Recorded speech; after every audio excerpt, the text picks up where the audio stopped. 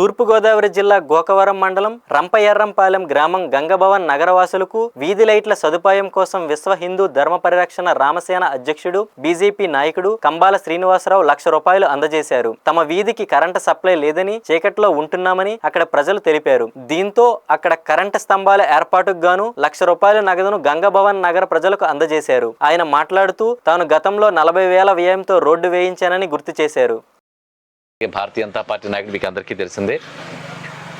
ఇప్పుడు ఈ రోజున రంపయర్రంపాలెం నుంచి మన మణిరత్న గారి ఆధ్వర్యంలో నవనాథ్ అప్పారావు చిన్నోడు ఎక్కడున్నాడు చిన్నోడు, తర్వాత ఇంకా మన ఆకుల చంద్రశేఖరు, బొద్దిరెడ్డి కజిరెడ్డి గారు, ఇలాగ కుర్రోళ్ళందరూ మన వచ్చారు.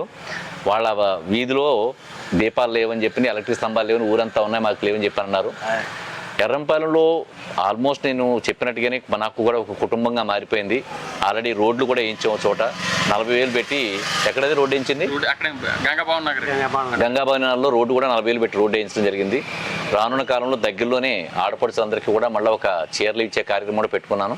ఈ రోజున వాళ్ళ కరెంటు స్తంభాల కోసం అని చెప్పని ₹1,00,000 ఖర్చు అవుతుంది. ఫస్ట్ 25,000 అన్నారు. అది అలా పొడిగించుకుంటూ మన చిన్నోడు గట్టిగానే